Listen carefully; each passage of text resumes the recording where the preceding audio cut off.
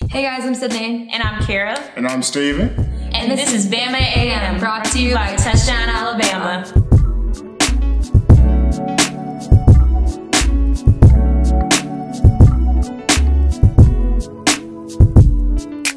So, in what we all thought would be the first fourth quarter game of the season, it seems like the Tide can't stop rolling as it went on to defeat the Texas A&M Aggies this past weekend, 45-23. So, what did you guys think of the game? Steven, you're new here, so what are your thoughts on it? I thought it was pretty interesting. Kellen Mond went out there and displayed himself to the world. Happy Dylan Moses is okay. He kind of ran into some bad What about the worker? What about the worker? I mean, police was okay. Police was okay too. But there was some bad padding going on over there. So happy Dylan Moses is good. But Saban went on to say that they were going to fix something and do something about the padding. Right. So that's good. That's great news. But how about that Tua Tagovailoa, a career day pass in the football? I think he had, 387 yards and 5 scores? But I think we all expect this to happen every game. Tua is going to come out there and do the same thing over and over again. Mm-hmm. And what can we say? That's what we thought it was going to happen. It's what we just expected at this point. He's number one in the country and in the lead for the Heisman this week. So, do you think he has competition? I think he has competition, definitely. But at the same time, it's like the Heisman is such a popularity contest. It's a stats contest. And when you look at what Tua's done, it's almost like the fans finally we can have our cake and eat it too. Right. We can have a guy that can manage the team and then go off when he wants to, but at the same time, he hasn't played a fourth quarter yet. Right. Sure. And also, too, I would think, comparing him to Jalen Hurts had that special running game. I don't think Tua necessarily has that, in my opinion, but I think that's something he can work on. I mean, he's a quarterback, but, when it comes to those die-hard plays where we need him to run the ball effectively, can he do that? I think Tua and Jalen are very different players, and I think they all have their strengths and their weaknesses together, but I do think Tua could go all the way and end up winning the Heisman in the end. Of course, he has competition. I mean, everybody does, but I think he's very talented, and I think he brings a lot to the table. Right. We all know about Tua. I want to talk about this run game. Where is this ground and pound? Because that's what I'm used to. I'm a skinny guy, but I have a fat guy's mentality. And the ground and pound game, I'm used to seeing Bama run the football up and down the field. And well, we have great people. We have David Harris. We have Brian Robinson, Najee Harris. Just all these younger guys who are Don't forget JJ. Don't forget Josh Jacobs now. Don't forget JJ. Good times, baby. Okay, what about Jalen Waddle? Come on now. Not even though, but still. Needs to get in the end zone, though. He had 3 touchdowns. He should have 6 touchdowns. Do you see him when he's running the football back? This is a prime time sports at the moment. But what I'm saying is, as much as I love what our offense is doing with Tua, don't get me wrong, I do. But I miss the fact where we could just line up and completely run the football and take a team out of the ball game. Now, I was at practice this week. Offensive line coach Brent Key is trying to get these guys back being physical. My thing is, can we establish something to where Damian, Najee, all these guys... I don't think that's going to come until we get these hard-hitting teams, until we play against LSU, Auburn, SEC Championship. We're not going to get that until it's time. Yeah. That's the truth being told. Because it's so easy for Tua just to throw the ball 40 yards down and he's got... Yeah, you got Devontae Smith, you got Ruggs, you got Judy. We haven't even seen Tyrone Shavers yet.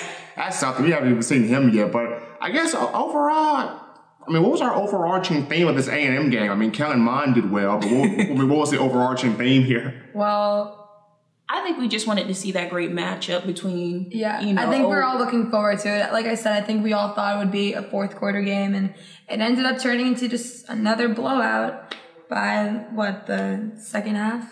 But I like that you mentioned a great name, Jerry Jeudy.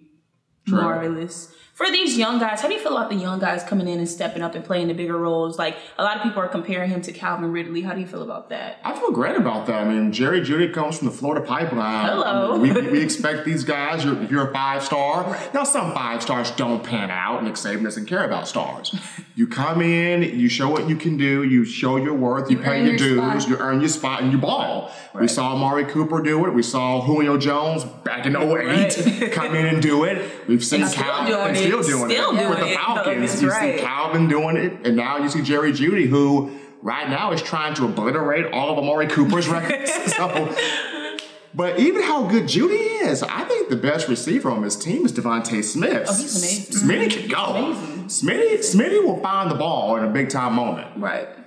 But I think like Jared Judy is to his man though. Every time the ball's going for 40 yards, it always seems to be there. Always. Well, let's get into the defense. How do we feel about our defense? I think the defense was very strong this past game. I think they really stepped up to it, and I think they were able to really just grasp it. What do you think, Steven? I thought Isaiah Buggs had a great game. I think against sacks. Oh my gosh. Against A&M, he's feasted. This kid's got 17 tackles the last 2 years against A&M. Had 3 sacks. He's finally coming into his own as a player.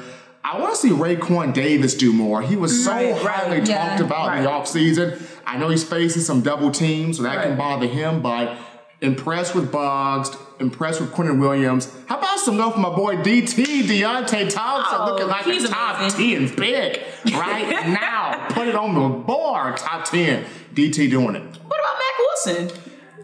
Max being Mac. He's taking over the leadership position. And I think he's doing all the necessary work to feed this Alabama defense. He did get a pick. The interception in the first minute was pretty impressive. Right. And that's just by playing it play by play. Yeah. It's all about the confidence and what you bring to the table. And even in the beginning of the season, Saban did say that he wants to give these younger players and less inexperienced players a lot more time, and for them to step up and show what they're worth and show what the future of the team is like. Right. I just got one final thought before we end this Texas A&M thing.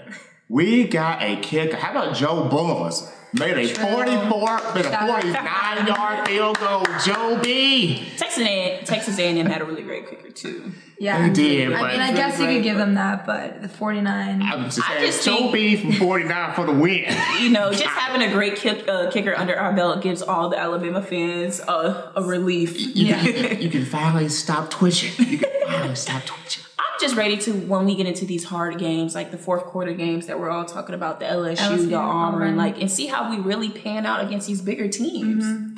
Should be interesting, man. Should be a fun one. But right now, we're going to enjoy it because we're going to venture into the Louisiana Raging Cajuns. This weekend, the Tide will take on Louisiana Lafayette, and for the second straight week in a row, Saban will take on one of his former assistants, Billy Napier. So what do you guys think about this weekend's upcoming game? Should be interesting. It's 11 a.m., which is going to be hard for me to get up in the morning. 11 a.m.? Chick-fil-A, please be at the game. Chick-fil-A, I'm begging you. Be there. Oh my gosh. But it should be a good one. Billy Napier, as Sydney mentioned, former Alabama wide receivers coach. He had some good ones. He was here. Yeah. Helped produce Amari Cooper, Christian Jones, DeAndre White, Calvin Ridley. Those names ring a bell. So Billy Napier now on the opposite end, going against Nick Saban. I think it's going to be a good game to watch, but at the same time, I think it's going to be another... Yeah, I think it's going to be something sleepwalk into the game. We've seen before.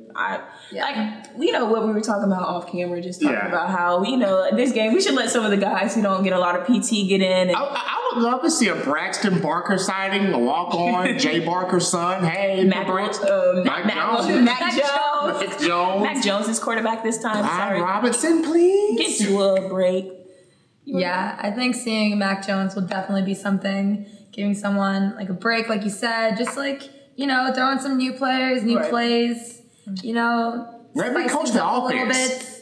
Let me be the offensive coordinator one time. But in all seriousness, though, just Nick Saban talked about things we need to improve on, critique this team, show us something that we did wrong. And it's almost hard to kind of honor a Nick Saban request because you're like, this team is so good. But we're not perfect. No, we definitely have our flaws, and I think that showing them or telling us what we need to improve on or that kind of stuff will make us a better and stronger team instead of just glorifying everything that they do right. I think just throwing in a flaw or two, or just tightening up the defense or the offense or stuff like that, or will definitely help us and I think earn us a little bit more respect.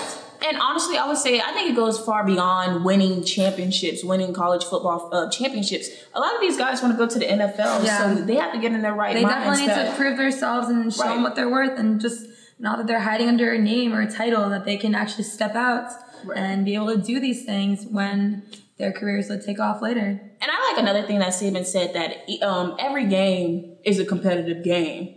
Every game that has 4 quarters, he's playing to the 4th quarter. Like, we always laugh at him about why he's getting mad. We're up 50 points and he's getting mad at a player. But I think, you know, they approach every game like it's a competitive game. And even though we think, you know, it's going to be another blowout, they're not going to play like that. They're going to play they're gonna go play by play. So what would be the flaws or some of the biggest flaws that y'all want to see tighten up this weekend? Penalties. Penalties. I think defense could just get like a little... Right. Saban said just going back to the fundamentals. Like, come on now. Yeah. Like, when we're talking about penalties, that's really going to cost us. I think in the last game, Trayvon Diggs, pass interference. Look. Now y'all for Trayvon. That guy is 6'4". He's trying to defend. Y'all Diggs. Like he said, it's a difference in, you know, defending, but come on now. Yeah. Passing interference. You need to, you know... I'm going to say this. One flaw. I just want to see Skylar DeLong, my man punter, just get the ball up in the air. We know you're not JK. We're not expecting you to be JK, but just get the ball up in the air. It's the nerves. I think it's a lot of pressure. Like, you're the only one. Like, everyone's depending on you. You're That's what I'm saying. This imagine would be being in his shoes, you know? That's what I'm saying. This will be a great game for a lot of these younger guys who literally not even touched the field. Been on the field. To get experience, I think, like, sending out, like I said, getting out the new players and everything, like you said, I think adds a lot more experience to the team and just builds confidence, which I feel like it's all about at the end of the day, just like being able to know what you're doing out there. I'm predicting 1 touchdown from Joe Waddle in this game. It will come on a punt return somewhere in the first half. That's going to happen throughout the season. Yeah. I'm saying, I'm predicting it to start right now. It's due for 1. But since we're doing predictions, what do you guys think? Predictions for the weekend, scores. Oh, man. I think it's going to be like 50 to 7. 50 to 7 for Sydney. I don't even know. To be honest, I don't even think they're going to get a touchdown. I'm just saying. I gave them like a little something. I'm just saying, maybe a field goal. Okay. I'll hit a 1-3. I don't know. Man, forget that. I'm going shut out. Give me 56-0. It will be 56-0. Oh, I thought you were going to say the 70s. 56. No, don't forget that. Give me 60-0. I think Taj Lepore has got this. Are we forgetting there's 4 quarters? 60-0. Taj Lepore's got this defense hungry. I think we finally run the ball a little bit more this week. 60 to goose egg. Love you, Billy Napier, but you ain't scoring this week. Oh. All right. Well, I guess with that, comment down below and leave what you guys think the score predictions will be. And don't forget to like this video and subscribe to our channel. And anything else, guys? Tune in next time. Oh, yes. Tune in next time for more Bama AM. Bye.